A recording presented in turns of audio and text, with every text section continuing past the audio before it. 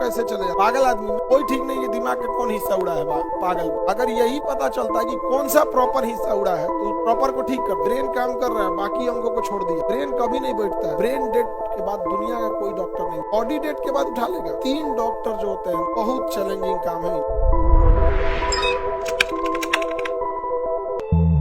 Coma में लोग कैसे चले जाते हैं? ब्रेन को प्रॉपर ऑक्सीजन नहीं मिलेगा, प्रॉपर सिग्नल नहीं मिलेगा तो ब्रेन कुछ समय के लिए स्टॉप हो जाए, थोड़ा सा हल्का सा डिप्रेस्ड में चला जाए तो लोग कहते हैं अनकॉन्शियस कोमा में। क्या हो गए हैं? कोमा में। ब्रेन काम कर रहा है, बाकी अंगों को छोड़ दिया। ब्रेन कभी नहीं बैठता है और अगर कोई ब्रेन बैठ गया ना तो उसे डिक्लेयर किया जाता है ब्रेन डेड। और ब्रेन डेड के बाद दुनिया का कोई डॉक्टर नहीं। बॉडी डेड के बाद उठा लेगा, ब्रेन डेड के बाद नहीं उठाएगा। जैसे मान के चलिए हृदय नहीं धड़क तो ब्रेन को सिग्नल देगा, अचानक करंट ले आएगा, मारेगा वो करंट, धाए से यहाँ पे सिग्नल जाएगा तो ब्रेन का देगा धड़क स्टार्ट कर लेगा। लेकिन अगर ब्रेन डेड हो गया, समेट दिया। अब आपको पागल आदमी में कोई ठीक नहीं है दिमाग का कौन हिस्सा उड़ा है पागल में। अगर यही पता चलता है कि कौन सा प्रॉपर हिस्सा उड़ा है तो प्रॉपर को ठीक कर देते। ब्रेन की खराबी यही है, कौन सा सिग्नल किधर उड़ा है पता नहीं चलता और कौन किसको सही करेंगे, कौन सा बिगड़ जाएगा ये भी गड़बड़ होता है। ब्रेन के ऑपरेशन के बाद कई बार ऐसा ब्रेन ऑपरेशन होता है, अच्छा ब्रेन में दर्द नहीं होता है, ब्रेन में दर्द नहीं होगा। जैसे ब्रेन जो होता है ना इसको खोल देगा और यहाँ ऑपरेशन होगा ना तो इसमें पेन सिग्नल नहीं जाएगा क्योंकि पूरी बॉडी का पेन सिग्नल यही लेता है। समझ में आ गया कि नहीं आ गया? तो कई बार डॉक्टर ऐसे ऑपरेशन होते हैं,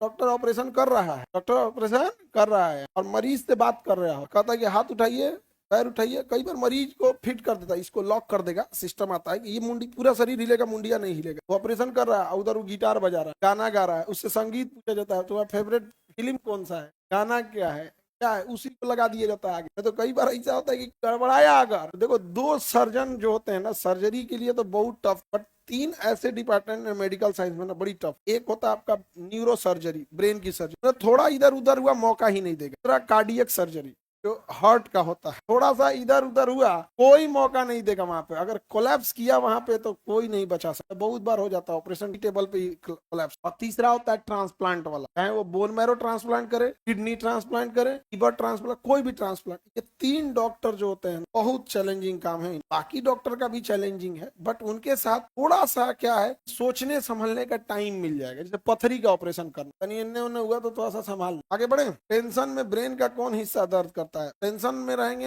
यानी आपको किसी से घृणा है तो घृणा के लिए कौन सा जिम्मेदार है? हाइपोथैलेमस। हाइपोथैलेमस पूरे ब्रेन का दादा है, वो पीयूष ग्रंथि को डिस्टर्ब कर देगा, पीयूष ग्रंथि पूरे शरीर को डिस्टर्ब कर देगा। हाइपोथैलेमस और पीयूष दोनों एक दूसरे से कनेक्टेड है।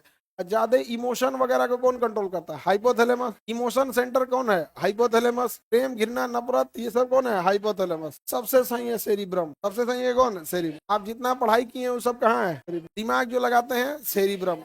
IQ level cerebrum. आप कोई भी चीज समझ जाते हैं कैसे? सेरिब्रम। बोलो क्या? शरीर के बाहरी चीज को जानकारी कौन कराता है? थैलेमस। तो नहीं पढ़ाए, पढ़ा दिए। लगाने, चिकोटी काटने में कौन बताएगा भाई बाहर क्या हो रहा है? कौन बताता? थैलेमस। जब क्वेश्चन जो होता है ना एग्जाम से कोई लेना देना नहीं होता है। आप क्वेश्चन पूछते हैं हम बता देते हैं, लेकिन आपके क्वेश्चन से ये पता चल जाता है कि आप घर बैठ के पढ़ाई नहीं करते, आप जानकारी के लिए पढ़ रहे हैं एग्जाम निकालने के लिए। मिर्गी का प्रॉपर ये नहीं पता चल पाया आज तक कि सिग्नल कहाँ से जाता है, बट मिर्गी में जाता है ना तो पूरे ब्रेन का शॉर्ट सर्किट। कैसे बिजली में कभी देखिएगा ना लाइट कभी गड़बड़ाएगा ना तो कभी पंखा चलेगा, कभी अजीब अजीब होने लगेगा। इसका प्रॉपर अभी तक पता नहीं चल पाया। हालांकि उसके लिए एक नई टेक्नोलॉजी आई है क्वाइलिंग की वो थोड़ा बहुत इंडिया में ही है और क्वाइलिंग से भी सबको नहीं ठीक किया जा सकता है, कुछ लेवल तक का है। अब एकदम में सीवियर हो गया है तब उसको भी ठीक करना, तो क्वाइलिंग से मिल किया जा सकता है। देखिएगा बड़ा बड़ा नस दिखने लगता है शरीर करेगा तो बड़का बड़का नस और खतरनाक हो जाता है, वेरिकोसील हो जाएगा। यही सब सबका अलग अलग डॉक्टर होता है।